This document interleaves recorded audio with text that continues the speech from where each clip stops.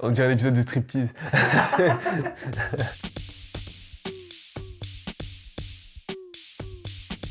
John Travolta ou Nicolas Cage? Bon, facile, Nicolas Cage.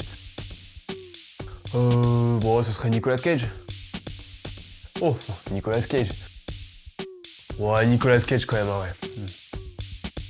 Nicolas Cage. non mais non. Non, mais, en vrai, c'est évident quand même, c'est assez facile. C'est quand même... Nicolas Cage. Nicolas Cage. Waouh! Putain, c'est cool. Je suis trop content que vous soyez là. C'est censé être moi. C'est grotesque. Je vous en donne 20 000 $.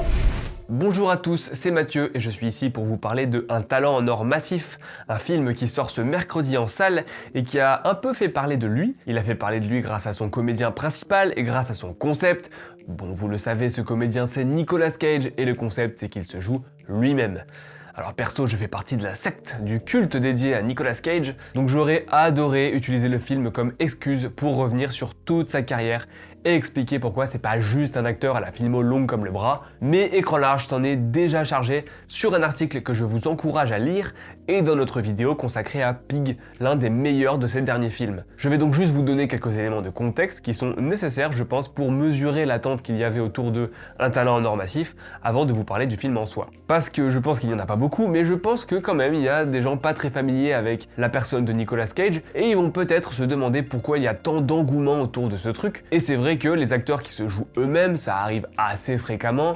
On n'en fait pas tout un fromage, mais le fait que Nick Cage se frotte à l'exercice, c'est assez particulier parce que c'est un acteur qui est lui-même très particulier, tout simplement parce que c'est déjà pour beaucoup de gens un personnage en soi en fait. Bon, du coup, je m'interdis vraiment de revenir sur toute sa filmo, mais il a la particularité d'avoir brassé à peu près tous les types de production, du drama Oscar qui remporte d'ailleurs un Oscar, au méga blockbuster Bruckheimer qui pète de partout, de l'animation à la série B voire Z, mais il a surtout la particularité d'avoir entretenu son propre mythe à travers ses rôles. Dans les années 1980, 1990 et encore aujourd'hui, on assimile souvent le jeu hollywoodien aux méthodes acting.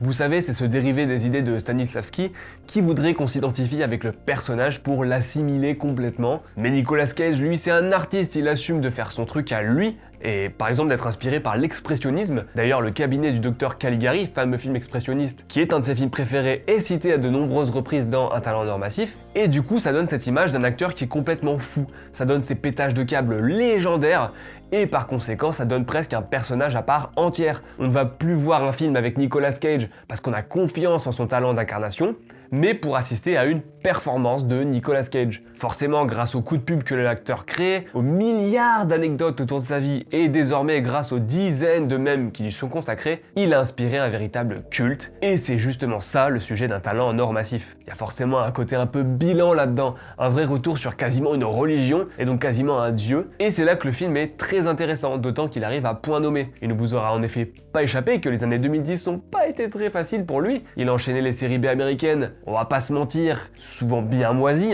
qu'il sauvait parfois avec sa propre présence, au point de s'attirer la moquerie de pas mal de spectateurs d'ailleurs. Or récemment, justement, pendant la promo de Un talent en or massif, il s'est expliqué au micro de GQ. Alors tout le monde savait qu'il avait un train de vie extrêmement coûteux, ce qui le forçait à tourner encore et toujours, à accepter parfois un peu n'importe quoi, mais là il dit officiellement qu'il avait fait tout ça pour éponger ses dettes et également aider sa mère en passe d'être internée dans un hôpital psychiatrique qui lui coûtait quand même la bagatelle de 20 000 $ par mois. Mais maintenant ça va beaucoup mieux et le comédien a même dit à Collider qu'il se pensait au top de sa forme et franchement on voit qu'il choisit ses projets avec beaucoup plus de précaution. Déjà Color Out of Space il y a quelques années avait fait bien plaisir et là il a enchaîné Prisoner of the Ghostland avec Sonotion, un cinéaste très respecté, enfin qui était très respecté il y a encore quelques semaines avant qu'il se fasse accuser d'agression sexuelle, Pig et ce talent en or massif qu'il décrit comme l'une des expériences les plus flippantes de sa carrière. Du coup, avec tout ce contexte en tête, le film met en scène une introspection assez fascinante qui tourne même par moments à la psychanalyse pure et simple. Donc l'histoire c'est quoi? En gros Nick Cage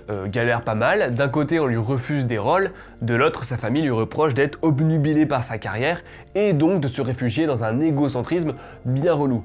Donc il finit par accepter une proposition de son agent, qui est joué par Neil Patrick Harris, pour empocher un gros chèque et se retirer du métier d'acteur. La proposition en question, c'est d'aller animer la fête d'anniversaire d'un fan millionnaire dans sa villa, sauf que le mec est très louche et Cage se fait attraper par la CIA pour faire les espions chez son employeur. Bon, la mise en abîme est bien bourrin. Nicolas Cage joue Nicolas Cage qui joue lui-même 2 rôles dans le même film.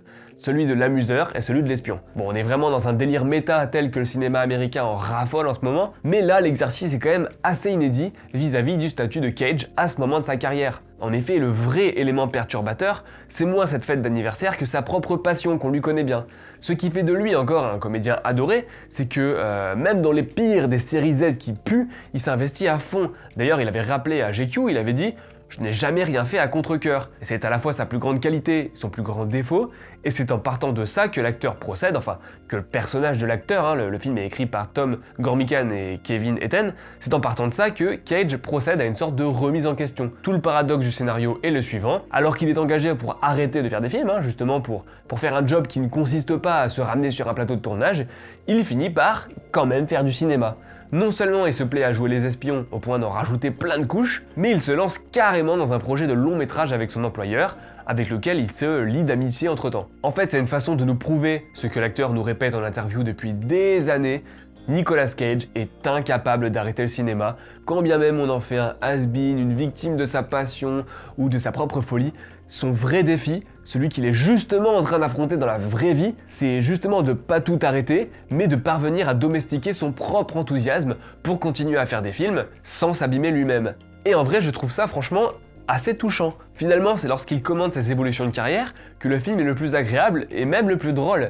Il va même jusqu'à confronter le pauvre Nicolas avec son « lui des débuts », et l'idée, en plus d'être appuyée par un rajeunissement numérique franchement assez honnête, et très bonne. Cage joue à la fois la folie juvénile qui crevait l'écran dans ses premiers films et ses performances actuelles. Alors évidemment, le comédien n'est pas passé de frappadingue total à maître de la nuance, mais ses dialogues complètement lunaires entre ses 2 alter-ego reflètent surtout l'évolution de son image et la maturité qu'elle a acquise dernièrement. Vous vous en doutez, l'enjeu ça va être de ne pas écouter le jeune Cage, qui a fait sa célébrité certes, mais qui est peut-être un peu trop rock'n'roll pour ce moment de sa vie. C'est aussi l'occasion pour l'acteur de montrer dans une même scène sa palette de jeu, qui est allée de la folie pure à la dépression, et au passage ça lui permet de s'auto-parodier avec une certaine jubilation. On imagine que l'exercice a dû être assez cathartique, même si on aurait aimé que l'idée soit un peu plus exploitée. Voilà pourquoi un talent en or massif est super intéressant. Non seulement il célèbre le génie d'un sacré acteur, mais il lui permet de reprendre le contrôle de son image et de nous expliquer son cheminement personnel vis-à-vis de son métier. Avec une très belle conclusion quand même, Nicolas Cage est ressorti de ses années de carrière plus sage, mais pas forcément moins passionné par son art. Et le fait est qu'une telle passion, on la voit rarement chez les acteurs, a fortiori chez les acteurs aussi âgés. Bon évidemment, je n'en ai pas trop parlé, mais le film regorge de fanservice à travers le personnage de Pedro Pascal, qui joue très bien le Cage Zouz.